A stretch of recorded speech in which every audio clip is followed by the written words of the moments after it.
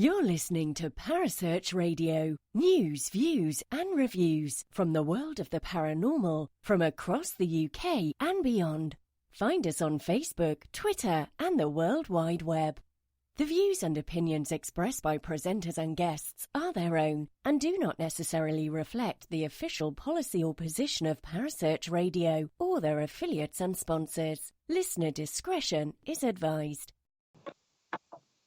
Good evening. Welcome to the Haunted Connection show here on Parasearch Radio. Slightly different tonight because I don't have Jane with me. It's just me on my own. Jane is away in Finland having a well-earned holiday. So just myself. And my guest tonight is Hazel Ford. Hi, Hazel. Hi, how are you? I'm good, thank you. How's Good. yourself? I'm very well, thank you. Good. Nice to talk to you again. And you? I haven't seen you for a little while. No. Well, it's like the last time was that book launch thing, wasn't it? Bosworth Hall. Yeah, that was a really good night, wasn't it? Yeah, it was really nice. It's nice meeting people again. Nice meeting new people as well. So yeah, definitely. In fact, I made a lot of good friends that night. Yeah. It was nice to see you as well. Yeah, thank you. Okay, if anyone doesn't know who Hazel is, you are the owner of Haunted Happenings. I am. Must be the biggest ghost hunting venue group in the country, mustn't it? Well, we do a lot of locations and a lot of events each week. So in terms of size and the amount of locations we do, probably, but then lots of people are doing lots of different things. So I suppose, from the event side of things, it's pretty big. Yeah. But other people are doing other completely different things that could be equally as big or bigger. I don't know. Just concentrate on Haunted Happenings, really. Yeah, I think that's the best thing to do, isn't it? Just concentrate on what you do. Definitely. Otherwise, you get lost and submerged in what's going on around you and forget what you're meant to be doing. I must admit, though, when I look at what your deputies do, I'm amazed how you keep control of everything. It's not easy, Neil. I mean, you can imagine you've got 50 team members and all of those people work on your behalf, really, to represent the company. Yeah. And I'm so lucky because they are absolutely the most amazing people. They really are such amazing people. And they do a fantastic job of representing HH and everything that it stands for. So I couldn't be luckier, really. Yeah, that's good. You need a good team around you, don't you? Yeah, you couldn't do it without them. You've only got to have one fly in the ointment and it just literally sends everything in spiralling. Yeah. So, it's just making sure that you're aware of what everyone's doing and how they're feeling and, how not behaving, it's the wrong word, but, how the events are running and stuff. Yeah, because they are your representatives, aren't they? Yeah, front line. Yeah. Front line soldiers. Yeah, people who come to your events don't see you particularly. They see your team. No, and it's about HH. I mean, I am the founder and I'm the owner, but I'm more interested in promoting the name of the business, which is HH Haunted Happenings, and the team represent that brand. So it is about branding, really. I mean, for it to be about me would be ridiculous because nobody really wants to know who you are as an individual. It's a bit like if you were shopping at, I don't know, Marks and Spencer's, you wouldn't want to know who Mr. Marks and Spencer was when you're buying your loaf of bread, would you? You just want to know that you're buying a good quality loaf of bread. That's right. So how did you start then, Hazel? What was the first? What got you interested in the paranormal? So lots of things, really. But one thing in particular was I used to be like a lot of people, whether they admit it or not, they used to watch Most Haunted. Mm-hmm. And when it was in its really good days, when they used to do a slow motion for an orb and all that sort of stuff. Yeah. Or used to think you'd seen something. It seemed really authentic, actually, and I think it was. Mm-hmm. And I used to enjoy doing that. And then I was a counsellor at the time, a psychotherapist. So what I did was I went to my fax machine to get some notes for this particular client. And this fax came in for, I don't know if you know Elveston Castle in Derbyshire. You heard of it? Yeah. Right. So no one can get in there in terms of being a ghost hunting venue. Mm-hmm. And they were doing one. So that was it. I was going. And I just literally became hooked. I mean, we saw some lights sort of coming out of a wall. Mm-hmm. And they sort of danced around us and went back in again. We ran off screaming like you would, because you'd never expected to see anything like that. And it wasn't even particularly frightening. We were just being stupid. But afterwards, I really thought about it, and it was just such a phenomenal thing to see. And I thought, I really want to do this. So I went to work for the company that had put that event on, and then decided that I really wanted to try and do something for myself. So I did, and started it. And it was, to be fair, it was a really difficult start. I mean, it cost me an absolute fortune. You know, I think I was over ambitious, and I took on the Galleries of Justice as one of my first locations. But it was in the days before Facebook and websites and all that sort of stuff. So it was sort of notices in the paper, knocking on doors with flyers. And I only had 10 people, I think, on that event. So it cost me over £1,000 just to run it. So, but I didn't give up, and steadily we grew. More team. I mean, I had wonderful team people that worked for nothing just to help me get it up and running. And I'll never forget them. You know, they're still with me today, some of them. And it just grew from there, really. Got more locations, met more people, networking. You know, suddenly more people came on board, and so I could take on more locations, and the website grew. So, you know, everything sort of grew at the same time, really, and it all gelled together. That's good. I like your point about Most Haunted, because a lot of people won't admit what you just said, but you've got to give Most Haunted credit for sort of bringing the paranormal into everyone's homes, haven't you? Oh my God, Neil, I used to love it. I used to train a girls' football team on the same night that Most Haunted was on. And I changed the times of the football training just so I could get back to watch Most Haunted, because we didn't have Sky in those days. Yeah. So you couldn't record it or rewind it or anything. You know, you had to be able to watch it on your webcams and things like that. But I literally loved it. You know, and I know people don't like to admit it sometimes, but I'm quite happy to, because if it wasn't for them, I wouldn't be doing what I do now. Yeah, I agree with it. Nor would I. The first few seasons were groundbreaking to me. Yeah, I agree. I especially like the live shows. Yeah, I mean, I bet you were like me, weren't you? Did you have your webcams on, your laptops out with all your? Yeah, I did, and I'll be emailing in saying, "Oh, I've just seen a light." Yeah, I did, and I remember one week. I think they did about 3 or 4, 5 nights of one, and I was working nights, and I sat in my office because I got a computer in my office. I sat in the office until midnight when it finished, watching the webcams. Yeah, I didn't do any work for 3 hours. Well, I used to feel really shortchanged because I wasn't really into the mediumistic side of things. Yeah. And obviously there are a lot of mediums coming online or psychics coming online saying there's a little girl sitting on that chair. Well, I hadn't connected that they were seeing things that obviously I couldn't see. I was a bit dim in those days. Well, I still am a bit, actually. And so I was like feeling really shortchanged. Why can't I see these things that everyone else is seeing? That's right.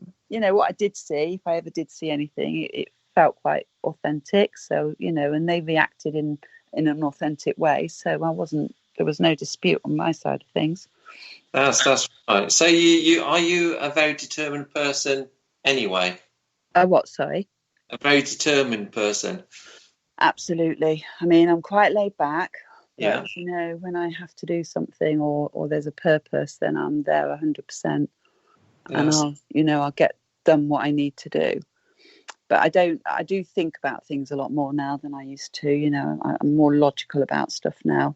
You know, what used to bother me doesn't bother me so much anymore. Yeah. The paranormal environment, as it can be sometimes, is difficult to work in anyway. Definitely. So, you know, you have to pick your battles very wisely and, you know, just take stuff on the chin when you need to and move on, really, which I think a lot of people in this environment are having to do, to be fair. It's not easy, though, is it? No, of course not. Not when things are said about you personally and your family and stuff like that. It's really difficult. But it's the same. I mean, I've only ever been in a paranormal since Facebook came out and social media. So I've never worked anywhere else before social media came out. So I can imagine that it isn't just the paranormal that this happens in. I'm sure it happens in many businesses, in many sort of fields. But I'm because I've only got the paranormal to compare it with, yeah, I don't know. yeah. I'm sure it must do. Yeah. So, have you noticed since you started all these other teams springing up all over the place? Yeah, and it's brilliant. When I first started, I think there was myself and 3 or 4 other companies, really good companies, Yeah, that I was in competition with. And then more companies started to spring up, and there was always this sort of shuffling, and always when you've got a bit of competition, you can either decide to whine about it or see it as a positive thing, and then you just strengthen your own position and yeah, keep driving forward. And I do think the more companies there are out there, the more choice people are getting, the more yeah. locations are emerging, the more fascinating the subject's growing for people. So it's good for everybody. I can't see that there's any negative in it at all, and if they're doing it for the right reasons. That's right. I do think, unfortunately, some of them do see it as sort of easy money, but it isn't, is it? No, not at all. It's easy money if you set up a website, you don't put a phone number on it, you have a Mm-hmm. PayPal account, and you don't have a business PayPal, just a normal PayPal, and you take your bookings and then just disappear off the face of the earth. Because that to me is just, it's fraud. Yeah, True fraud. A yeah, real business would be someone that's got a phone number, yeah, is a registered business. yeah, So there's accountability for the money that you're putting in. There's accountability for what you're purchasing. And I really do think the law needs changing so that nobody can set up a website without registering it somewhere, so that you can't just disappear. yeah, yeah. And do you think there's a need nowadays for some sort of perhaps it's the wrong word, in governing body for the What, like power? legislation? Yeah, Yeah, I mean, because we're all self-regulated, aren't we? So yeah, we all have to work. We all have to. I mean, I was talking about this today, actually, funnily enough, and I was saying that, because we are self-regulated, we probably have to have higher standards than you probably would if you were being regulated, because yeah, you have to work within the confines of how you want your business to run and how you want to be perceived. mm-hmm. I don't think that's strong enough to be enforced anywhere. No one's enforcing that. It's how, it's a personal thing for each Yeah, company, isn't it? yeah. But I And don't know who would legislate and who would govern, and that's the problem. I don't know who would be able to do it. I don't think it'd be able to be honest, If because you're making money from this business, then I don't think you have the right to govern the business. If you're actually making money from it, that's in right. terms of running events and all that sort of stuff, because you'll never be seen to be impartial. You'll always be seen to have an agenda, Yeah, and people will not respect the fact that you might be doing it for the right reasons, because the obvious thing is that you're making money. So of yeah. course you'd be deemed as being suspicious, aren't you? That's right. That's right. Okay. Of course, this show is Haunted Connections. So, and I deal with haunted objects. What's your thoughts on haunted objects?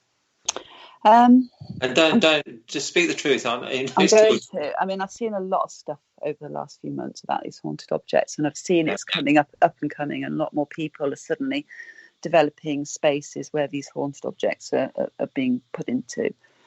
Now, I suppose every object that you ever hold has got a history. Doesn't Yeah. matter what it is. You could go and hold somebody's, I don't know, I'm in my bedroom at the moment, I'm looking at my hair tongs, my straighteners. They could be 25, 30 years old, and somebody could have had them before me. That becomes a historical object in a sense. Somebody else has owned and touched it. Why everything has to be demonic, I don't know. I don't understand that at all. Yeah. Does it mean that everybody that held or had an object was a sort of a demonic type of entity? Why can't they just be normal people like you and me that have got a history with, ups and downs of life and all that sort of stuff? So I have held objects. Before I even started Haunted Happenings, I used to go to a spiritualist church. Actually, my sister, who was dying, wanted to go. So I went one night and we did this holding objects and to see what we could. Is it called? What's it? Something? What's it called, Neil? Psychom. Psychometry. Yeah. Yeah, so we were doing the psychometry and I was holding this object and I didn't get anything at all. But somebody held one of my objects and this woman said to me, "Oh, I can see a terrible death coming." And I was like, "What the hell?" So I literally walked out of that place thinking I will never do that again. Never, because that was personal to me. That it was my mother's ring she was holding. Do you see what I mean? And it does have an impact emotionally. And people can say anything they like. You can literally say what you want, can't you? Yeah. We did the show a couple of weeks ago, and we were talking about mediums, and mediums especially do have. Everyone has a responsibility, but mediums do have a huge responsibility for what they say and how they say things. And that's right, because as a counsellor, when I was counselling people that had been, recently bereaved, they'd turn up for counselling and they said to me that they'd like to go and see a medium or they'd like to see a spiritualist or something. And I would say, look, you should do whatever makes you feel happy or gives you some comfort. But the only thing I'd ask is that you're in the right place before you go to see them. You have to have some self-control and not be too vulnerable before you get there, because that vulnerability, you're going to suck up everything. You soak it all in, what anyone says to you. And it's only natural that would happen. And I'm not saying mediums don't offer that comfort, because I know some wonderful mediums. A really good friend of mine, a guy called Barry John, you probably know. Oh, yeah, we had Barry on last week. Yeah, he is such a genuine, lovely man. And there's no reason for him to be other than that. So I truly believe that what he says is exactly how he sees things and feels things. But then I know others that, I just wouldn't give the time of day to. So it's just, I suppose, the same in all walks of life, though, isn't it? Yeah, it is. But obviously we focus on the paranormal because we're in it. And it's a subject that we all love. Yeah, and people are passionate about it, aren't they? They're truly passionate about it. I've met so many people, and it's their lives. Well, it's been my life for the last 14 years. For 14, in fact, it's our 13th birthday this year. Really? And so we started 14 years ago, but obviously I didn't really, I really got going 13 years ago. And, I haven't done anything else but this since. I owned a marquee at Tuppy Castle once in the middle of it all. And ran weddings. But apart from that, it's all I've done. Oh, wow. I say to people when they come to the centre, I says, the paranormal is like a drug. And once it gets you, that's it. You're not going to get out.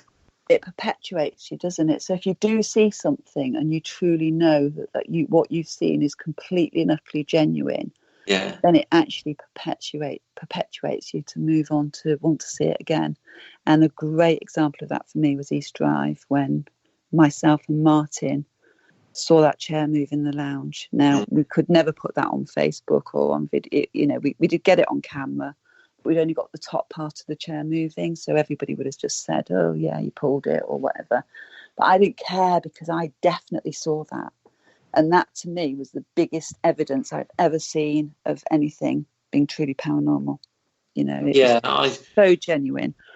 Yeah, I think the evidence should be personal anyway. Yeah, definitely. I mean, you can't experience that, so that's your evidence. Absolutely, and I say that to guests. What you see and what you experience is your experience. Yeah. Just because that person's seen or experienced something doesn't mean you have. You need to all have your own experiences and come to your own conclusions. That's right. That's what I tell everybody.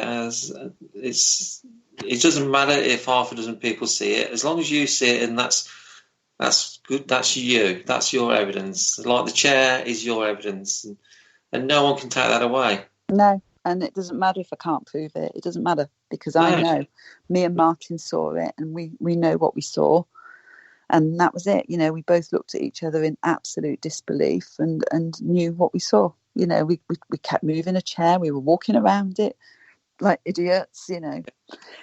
And I still know that chair just moved on its own.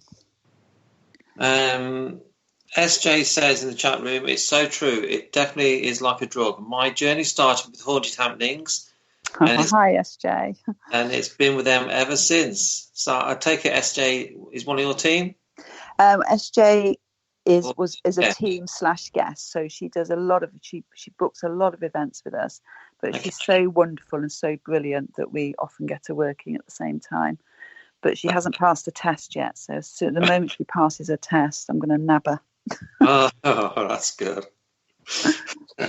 So you touched on demons a few minutes earlier. Yeah.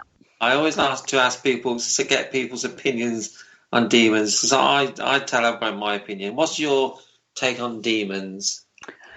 Oh gosh, it's really difficult now because you see all these horror films, don't you? And they're all demonic. You know, Yeah, everybody's evil, everybody's out to murder and kill and all the rest of it. But I believe that as human beings, we all have really difficult sides to us, challenging sides to us, nice yeah, sides to us, and everything else. And I think when we that negative side is a bit that's scary. So mm-hmm. that is exploited a lot. That real negative element to all of us. Some Yeah, obviously worse than others. And I think that it's a bit like ghost hunting. When your senses are heightened, you're in the dark, yeah, and you're thinking negatively and fearfully, then it becomes quite scary, and then that fear emanates into sort of almost, being. I mean, I'll give you a great example. Red eyes, demonic eyes, are red, aren't they? yeah, So on one of our events, somebody suddenly screamed, I've seen a demon, and all this sort of stuff. It turned out to be somebody wearing a pair of glasses that just happened to be caught in a red laser light. yeah, Do you see what I mean? It's yeah. straight away, you're going down the road of it being evil and demonic. You're just Yeah. perceiving. And I don't really know. I've never seen a demon. I've never thought about demons. I don't, it's not something that frightens me in the slightest. Mm. But I wouldn't go down a haunted dungeon by myself because I'd be terrified I might meet one. Mm. Do you see what I mean? Yeah, I know exactly what you mean. But I do think these, especially the American TV shows, everything seems to be demonic, and the general public. I imagine you guys see it more than I do, but the general public watch these shows and they think that's how it's going to be. They're just.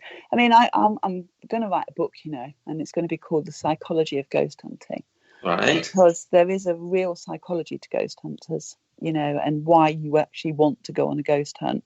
And if Yeah. you've got 30 people sitting in a room and you manage to have time to talk to each and every one of them, you would probably find the common thread is that they want to challenge their fear, and they see ghost hunting as fearful. Mm-hmm. And I'm not saying everybody does. I'm just saying generally people can see it as fearful. It's they're going to be in the dark. They're going to be, they're going to be in a situation they've never been in before. What's going to happen to them? It's the unknown, isn't it? That's right. And Okay. I do believe that is the biggest fear is fear itself. Because if I Yeah. suddenly put a light on in that room, that fear instantly goes. So you could be in a really dark room, whispering and terrified. Somebody turns a light on and it's a completely different room, different atmosphere, and all those fears dissipate. Yeah, definitely. Okay, going back to the next comment in the chat room. Of course, if any of the listeners got any questions for Hazel, please leave a comment in the chat, and I will try and read them out. Paul Rupp. Hi, Paul. Out of all the locations you book, are there any that you haven't been to personally to investigate? And what's your favourite? So every location we book, we send either myself or a team will go out and do a recce for me. I mean, some people live near and it's better for them to go. Do you know what I mean? And I rely on my team members completely to come back and say it's whatever they found and believe that. So yeah, we don't just book a location. I wouldn't just book something and just chuck it on the books unless I'd actually got, really good idea that it was definitely haunted from other means. I suppose my most favourite location is the Ancient Ram Inn. I've got two at the Ancient Ram Inn because I didn't have an experience there, but I was with somebody that did, and I saw what happened to her. Do you know what I mean? And it was like, And it was, when I was there, it was it just felt terrifying and completely chaos. It was chaotic, it was a chaotic activity. Yeah. And then I suppose, it literally just depends on what happens on the night. So my favourite locations change from experience to experience. I could go to one location, it could be absolutely quiet as anything. I could go back 2 weeks later and it can suddenly be my favourite location again. It really is difficult to say. I know the Ancient Ram is a constant, because a lot of people get a good lot of activity there. Mm. Some like Warwick Castle, that phenomenally is a great location, but it can also be quiet sometimes. Dover Castle can be quiet sometimes, and yet it's full of history. I mean, we go down the medieval tunnels, where people have been burned, and you'd think it would be literally full of emotion, but sometimes it's very quiet, other times it's really active. So I can't really answer truthfully, because I don't know. You know what I mean? Well, the truthful answer is I just don't know. Yeah, it all depends on the night. But I personally, I think that's a good side of the paranormal, because you just don't know. No, because if you go to a location 4 times and you get the same activity every time, it gets. Personally, I think that it's starting to get a bit boring to keep going back and get the same stuff, because it's not a challenge, is it? No, I mean, and you can debunk so much stuff as well. I mean, you really can. If you really put a lot of effort into things, you can debunk them. Yeah. The difficult thing is when you can't debunk it. Like the chair, I couldn't debunk it. It was. I tried everything to debunk it. It would have been better for me if I had been able to. But when you can't, it leaves you thinking. Is there's really something going on here? Yeah. I've never seen a ghost ever. I always say a good paranormal night is a night when you leave with more questions than you had when you went in. Absolutely. And that's the difficulty now, Neil, because the guests are much more discerning now. They're not. They are intelligent people, these guests. They come in, they want an authentic experience. They don't want to be told what they're seeing. They want to find out for themselves. But a lot of them also, they really want to see a ghost. They want to believe, and they want to see something that makes that happen. So it's so frustrating if they don't get anything on the night. And I always say to them, you can phone me up on Monday morning and be disappointed that nothing happened, and I will feel your pain. Yeah. But if you phone me up on Monday morning and say you think somebody faked it, I shall be absolutely furious. Do you know what I mean? So you're better off having nothing than definitely faking it. Not furious with them, but furious the fact that something's been faked. Yeah. Paul has come back with another comment. He's actually got 2 comments. So the first one is, I've never been on a HH event, but will be when he can. Yeah, definitely. I would really love you to come, Paul. I'm still trying to sort Pendle out. Yeah. So York, sorry. You actually, at the minute, you got to prize Paul off one of my comfy armchairs, because Paul's been up quite a few times recently, and he loves one of my armchairs. Oh. Has he got a cup of tea? Oh, he has his cup of tea. Then he says, I run my own events company for ghost hunts. What top tip could you give me to make my company nearly as good as yours? Laugh out loud. Actually, there are some fabulous companies out there. His being one of them, and mine is only bigger. It doesn't. I mean, obviously, I love HH. I love it. It's my world, and I think making sure that your company is always working to the very best of their ability and facing the challenges that hit you, and not giving up. I mean, there are many times that I've wanted to throw the towel in because of the behaviour of other people, and the vociferous attacks you endure and all the stuff. The bigger you are, the more open you are to attack. Yeah. And the stronger you have to be. And as long as you can, you can build a great team around you that you don't, that will support you. And another thing as well, is you get, social media really can be a very difficult place.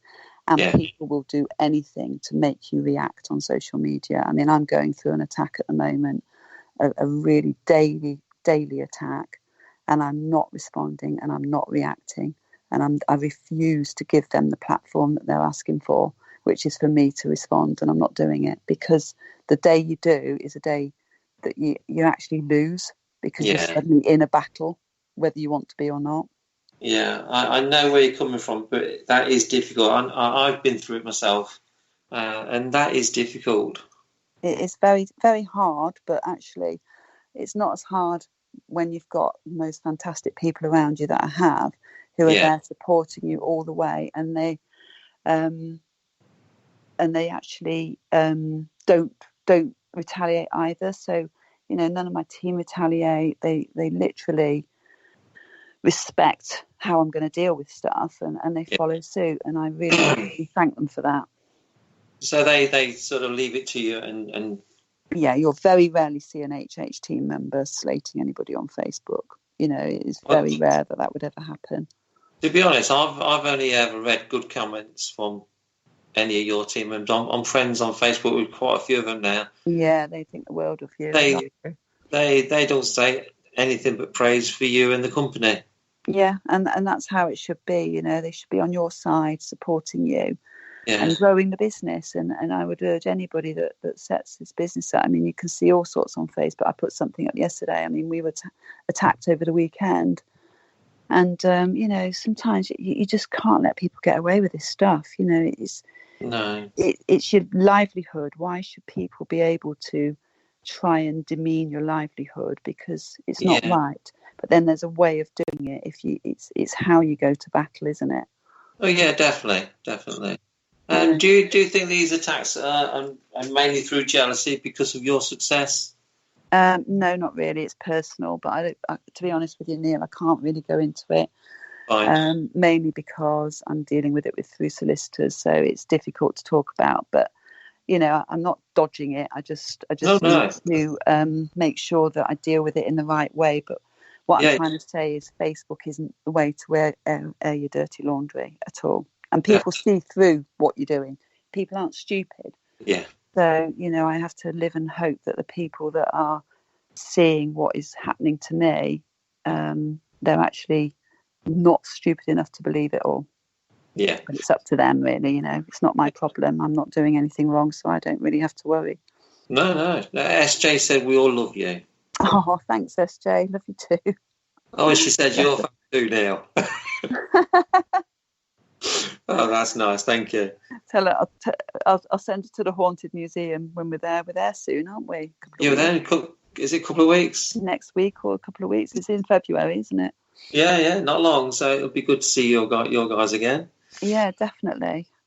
And of course, we're fully sold out this year. I know. Well, I mean, I'm not surprised. You've run that absolutely perfectly. I mean, thank you. You've got it perfect from the very beginning. You didn't. And I know you've not had it easy. I've seen. Yeah. But you've managed it, and you've done it, and that's, you know, it's a testament to you. Because you could have gone under. You could have just thrown in the towel. Well, you know, must have been a couple of times when you wanted to. I admit there was at least 2 times I thought, I'll stuff this. I can't be bothered. Yeah. It's just not worth. Because the centre is my baby. A bit like Haunted Happenings is your baby. Yeah. Somebody attacks your baby, it is personal. Yeah, definitely. I just think I'm not making millions out of it. So why should I put up with it? So a couple of times I thought, oh no, I've had enough. Yeah, I agree. It does, but you didn't, and you carried on. I mean, people. Sorry to take away your thunder for a moment, but you know, people look at events companies like mine, and then they look at paranormal groups. That are small groups that are really struggling to get into locations because, to be fair, companies like mine, we're being charged a fortune, and it's business. I am running a business. You know, it's nothing more, nothing less. It is a business. I have to pay VAT, tax, everything else. That's right. And all my bills, and it's a business. But I would like to say for anyone listening that's got a small paranormal group, if you ever want to come to one of our locations, and you can come at cost, I won't charge you any of the overheads that I have to charge for it to be a business. Okay. And you can run your own group alongside us, so we can work with you so that you get your own space. You don't have a team member telling you what to do because you don't need it. And you don't have to pay the full whack of the location cost at the same time. And we've been doing that for a long time, and it really does work. Well, that's fantastic. Because I do know I'm friends with a lot of small teams, and they do struggle to locations. You know, they all want to go to Warwick Castle and places like that, and they got no chance. So I've seen a lot of smaller teams do team shares now. Yeah, and it's a really good way forward. But what I'm trying to say is they'll turn up. So you've got a small group coming, and then they turn up. They'll be given. It's basically we go around on a rotary basis, so they just be on part of that rota basis. So they get to go on to all the different areas, but just on their own, following us, without any impact from us. All we ask for is for them to keep to the timings for noise pollution. Yeah. And that's the only thing we ask of them. So, and they'll just pay the cost of their place. That's it. What we're charged by the location. Yeah, that is really good. Thanks. That's a good offer there, Hazel. Yeah, I mean, it's worked very well for us. Yeah, Steve Richards says, Hi, Steve. One of the Ouija brothers. Only known Hazel for a couple of months, and she's amazing. Thank you. Met you once, Neil, and can't wait to go back. Oh, that's nice of him. He's a nice bloke, he is. See, that's really, really been a good point for us last year. It's one of the highlights last year was meeting the Ouija brothers. Yeah. I met them at East Drive, actually, and they make the most fantastic videos. I love the way they investigate. You know, they've been through the mill a little bit recently as well, but they've weathered the storm and they've come out the other side. And you live and learn from these things. But I've got great faith in them, and I think they're going to be a complete asset to us. Yeah, I have noticed that they've been going on a lot of your nights, and it's admirable. Yeah, definitely. They do a great... But our guests love them as well. I mean, they really enhance our events. They're two nice guys. Yeah, genuine. Paul Rook has made another comment. I'll definitely be up for that. Certainly join you sometime. Yeah, definitely. Tell him he's always welcome. You're always welcome, Paul. Okay, SJ says, that's brilliant. Hope you have a good time, Paul, when you go. So... SJ's looking forward to meeting Paul. She's lovely, isn't she? Now, you probably get the same comment as I did, not recently, but about making money is wrong after the paranormal. Yeah, definitely. But we're the thing is, the way that I see this is that we are not a serious investigation team. Yeah. We do not go out and have the. I mean, if I went out on my own with my own small team, then we would be exactly like that and go and do our own thing without having to worry about anybody else and get on with what we want to do. But what we are doing is offering people who don't want to be a serious investigation team, but just want to have an experience. That's the purpose of Haunted Happenings, really. It's just those people that might just want a one-off experience of going to spend the night in a haunted place and say they've done it. Yeah. Do you know what I mean? They're not. They might not necessarily seriously want to be, sitting in the same room for 4 hours. They want to move around. They want to use all the different things we use and have a bit of everything. And that's what we're here to do. But amongst that, we also have so many returning guests that, in fact, I'm amazed sometimes. Some of our guests book over and over and over. And I sometimes wish that they just asked to work for us. Do you know what I mean? Because I feel it's sort of that guilt thing. Oh my God, they've booked again. Why don't they ask to work for me? Yeah. But it is difficult. Money is a difficult subject. Yeah. On most, in most businesses and most topics, isn't it? Talking money is hard. Yeah. I am a business. I make money out of this, but I don't make what I'm sure people think I must make is just not true. There's so many overheads. It's unbelievable. Yeah, I've had this comment that it's wrong me charging people, but we have to pay the rent. We have to eat. I have to pay the mortgage, same as everybody else. And you're running your company. That is a full-time job. Yeah. Because it's not just Saturday nights; it's all through the week. I mean, we have 3 people employed in the office. So there's myself, Emma, who's my daughter, works in the office. Zoe, my other daughter, she's just joined us on a part-time basis. We have Natalie, who is a team member, has been with me for years and has now come full-time in the office. And Martin, who's been with me since the very start, he does the website and everything else. So these people are employed, and Emma and Natalie are full-time employed. So we're busy all day, every day. Yeah, so I don't understand their argument, to be honest, that you shouldn't make money. You are offering a service. It sounds very crude, doesn't it? Making money from the dead. That's what I've been told. So sometimes you make money from the dead. But actually, I'm making money from giving people an experience in a castle that they could probably never, ever spend time in alone ever again. Do you know what I mean? Right. 20-odd people at night to have a whole castle. I mean, look at Dover Castle.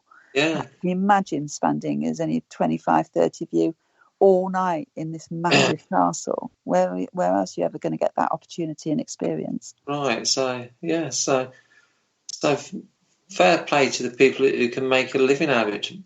It's not easy. I mean, I'm sure there's been lots of groups and companies that have set up, tried and failed, because you've got to have a very strong business model to start. It's got to be solid and you've got to have money behind you to do it. And it is hard work, just running my little place. It is hard work. It takes up. It's not a 9-to-5 job. No, and if it goes wrong, it's catastrophic, isn't it? Yeah. I mean, we had 3 phone calls last week from 3 different locations that double booked us. And that's catastrophic for me, because that's 3 times 20-odd guests that I've got to get hold of to disappoint. Yes. And I find that personally difficult to do that to them. Yeah. But, that does reflect on you, doesn't it? Yeah.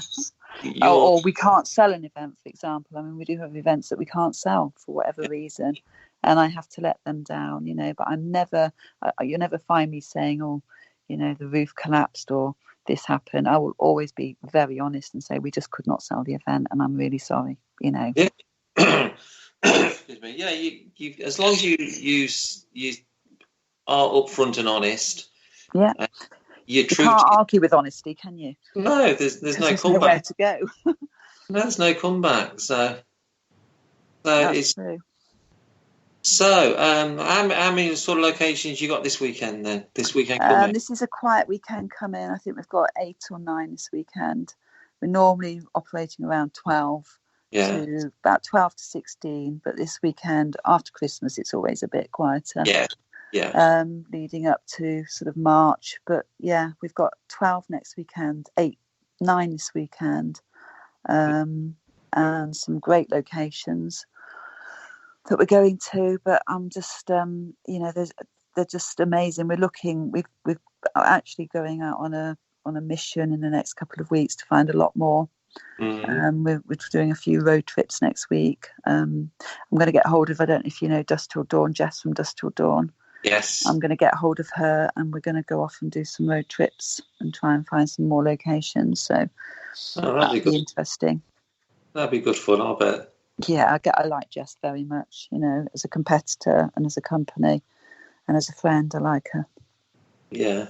So do you try and stay friends with the competitors? Absolutely. Absolutely. I mean, obviously you're not going to, you are in competition and things go wrong and there's miscommunication and misinterpretation.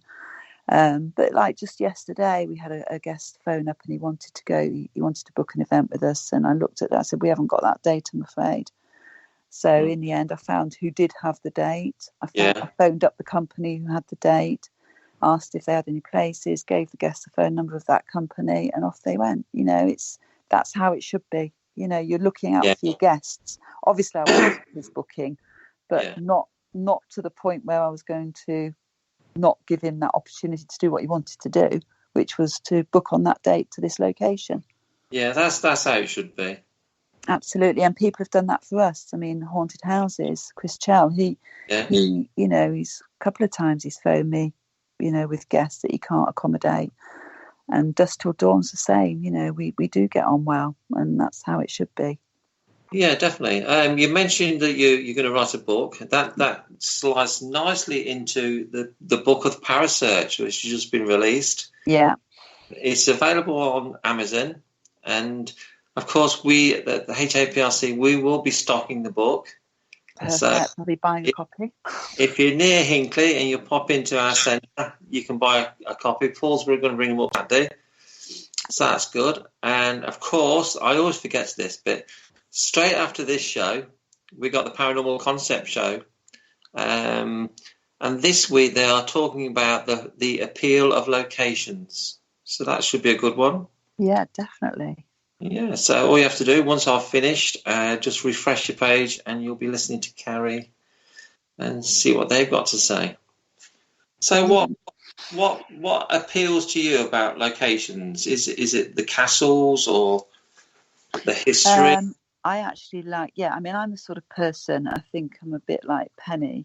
You touch something that somebody built 500 years ago, and you're touching something that someone touched and knows. That's the thing I love, that tangible history, where you can go and sit in a room where at Dover Castle, there's a seat that you can sit on where Henry VIII sat, and he sat there, because it's recorded that he sat there. Yeah. And that sort of history, absolutely, I love it. I just absolutely love it. Yeah, that must be a bit surreal sitting in that actual seat. Yeah, definitely. It's actually a stone seat with a cushion on. It's not very comfortable, but it's where he used to watch the monks coming over and watch them pray, and he used to sit in this particular spot and just watch them. Wow. And so sitting there and seeing what he would see, do you know what I mean? The view that he had through his eyes, that's the sort of history I love. Yeah, I do prefer older history, like the castles. Do you listen to the hype on some locations? Do I what? Sorry. Listen to some of the hype. Some locations do have a lot of hype. Yeah, I mean, some obviously things are embellished, aren't they? And sort of, people, the stories grow on them, don't they? And they become bigger than they are. But, even if it's just a part of that story and a part of that happens, sometimes that's enough. Do you know what I mean? Somebody was in there, like the castles, somebody sat in a banquet in that hall, and there were, you can just picture it all, can't you, in your head? Yeah, definitely. But some of them, there seems to be some locations springing up nowadays and all of a sudden got so much history. Oh God, yeah, I know what you mean. I know what you're saying. Suddenly, it's if I went and bought a house tomorrow, and then suddenly said it, yeah. I mean, it's like a lot of locations. When we get offered them, I go to see them, and I know they're sensationalized locations. I don't even need to go inside before I know. You can just tell it's a sensationalist type of venue. Yeah. But then you can't always be right, can you? You have to go and find out. No, definitely. You need to find out for yourself. I know you did when you come to my place. Yeah. We just need to know so that we can explain it to guests what we've had. There's no point saying, well, we've never had anything. We don't know. You're going to be our guinea pigs. Yeah, and you can't always go on what people say. You need to either for yourself or one of your trusted team members to go and say, yeah, that's worth doing. Yeah, but I'll tell you something that did happen very quickly. One of our locations went down and we couldn't have it. And I was just about to speak to the guests when the location owner phoned and said, I've got another location for you, but the event was the next night. Mm-hmm. And so I phoned all the guests up and said, look, this is a brand new location. We've never been in it. We have no idea what it's going to be like. And, do you want to take the risk? They all said yes. And they went and they had the best night. It was a fantastic night. So it can work as well. Do you know what I mean? I mean, we didn't know what we were going to get when we got there. Yeah. That's good. It's good that you added the alternative.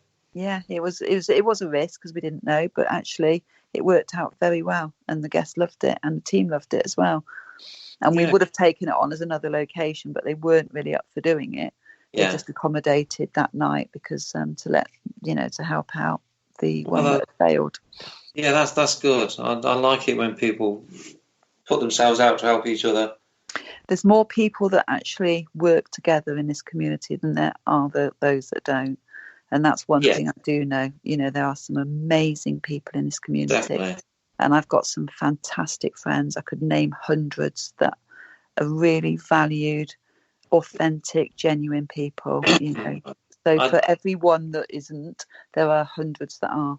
I definitely agree with that. But unfortunately, we do tend to focus on the bad ones, don't we? Well, they give us the most grief, don't they? And cause the most pain and take up the most time.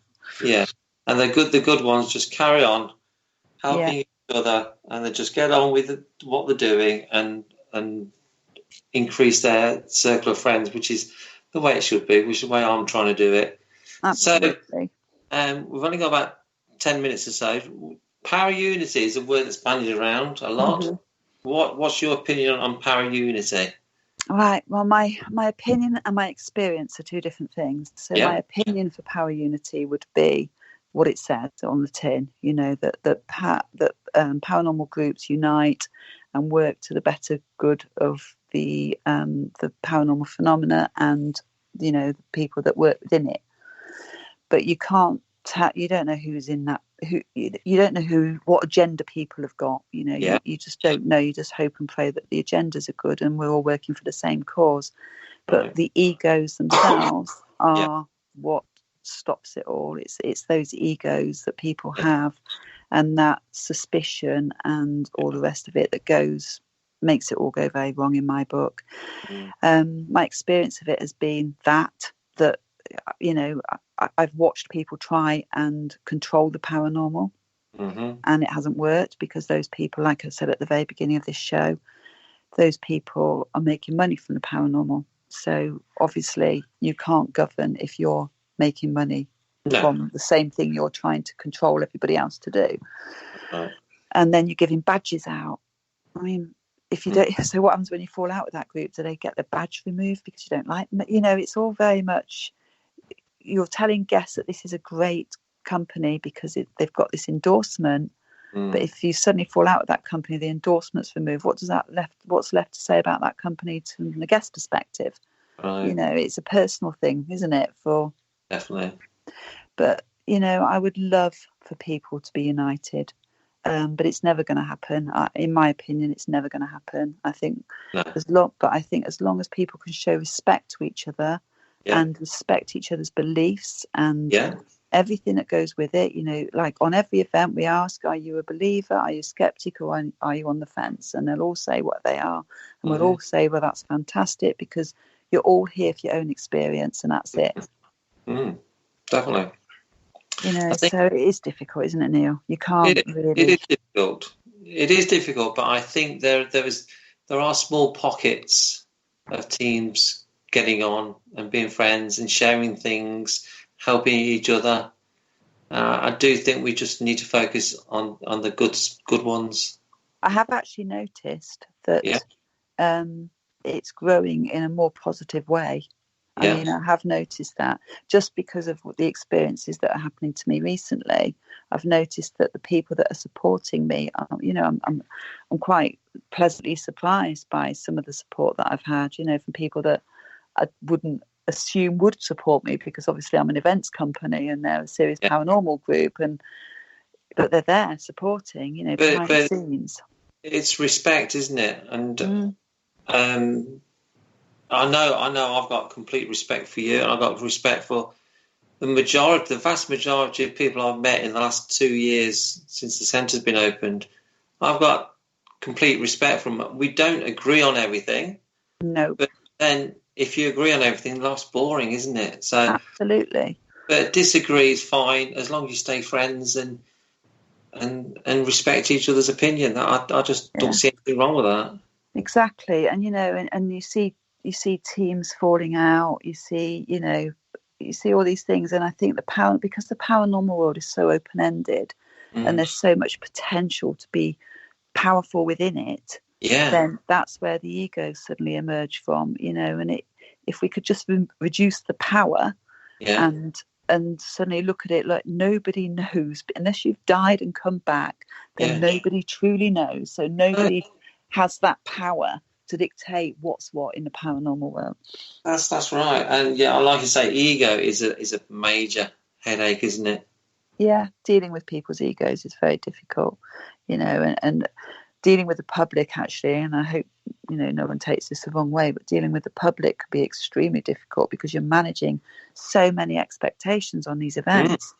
Yeah. You've got 30 people with 30 different agendas and 30 lots of expectations, and you've got to manage those, and sometimes you fail, and you, no matter what you do, you're going to fail. Yeah, I used to co-own a venue group, and it was damned hard work. So I do admire the venue teams who take out 30 guests. It's difficult. Like you said, there's going to be 30 different personalities that you've got to look after and try and give them a good night. I'll tell you this one thing. On one of my very first events, I had a team I didn't know very well, and we went to this place in London, and two of my team members got food poisoning and had to sit out. The other member was lazy and didn't want to do anything, so it was just me with these 30 people. And at the end of the night, I had to ask a question. I hope we'd all enjoyed it. And this one guest stood up. He said, "Actually, no, we didn't. Your team was shit." This happened, that happened. And the only person that worked their socks off all night was you. And listen to me, because I had to. It's my company. I had no choice in the matter. But I tell you what, that taught me so much, that people will voice their opinion, and you take their opinion positively. And that guy that said that actually ended up working for me. I respected him so much for saying it that I asked him if he worked for me, and he did. And he was very good, actually. That's good. I do like people speaking their mind and being honest. Yeah, it hurts sometimes, but it's what makes you get better, doesn't it? It makes you look at yourself a bit more and think, what could I have done differently? How could I have improved this? Yeah, as long as it's constructive and right. Yeah. Oh, I don't take abuse from anybody ever. If somebody wants to be abusive, then they can go and talk to a wall. As far as I'm concerned, I'm not listening. I don't deserve it. None of my team do either. We're not there to be abused. No, it's not acceptable. No. But then the hardest people are total skeptics. You must still get them on your nights. Yeah, definitely. We get the ones that don't want to, even if something was to sort of drop on the floor in front of them, they would be debunking it in their head. But then I look at the psychology of that, and I think it's because sometimes they just can't believe that they're there, and they can't believe this is happening, and so they literally their minds are telling them that it's all a load of whatever. So they're probably in a way for me easier to deal with, because I can appreciate and empathize with the way they're feeling, and the best way of doing that is to let them go off on their own and give them their own experience completely with a piece of equipment, and let them calm themselves into it. But sometimes the worst ones are the complete believers that everything's paranormal when it clearly isn't. I think that's the hard thing on venues, is you do some nights have the two extremes. Some who even if a spirit sat in front of them and had a conversation, they still wouldn't believe it. Some, every little bang is paranormal. Yeah.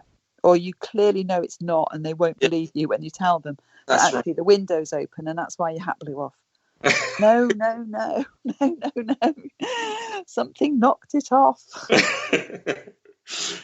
We meet all sorts. Anyway, we've only got about a minute left. So that's gone quick.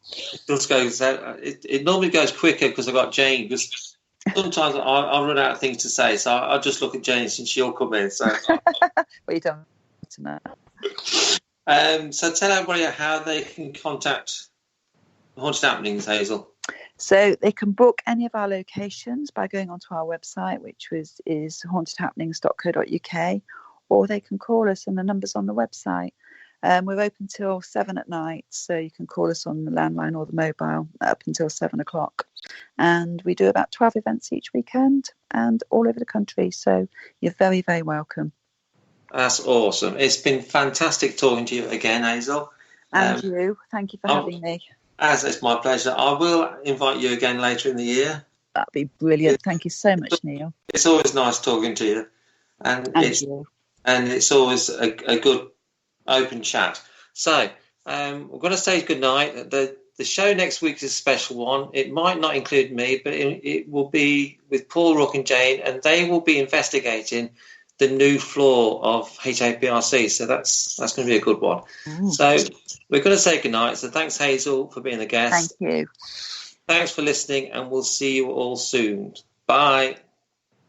Thank you for listening. Don't forget to join us for more shows throughout the week. Find us on Facebook, Twitter, and the World Wide Web to keep up to date with all the shows right here on Parasearch Radio.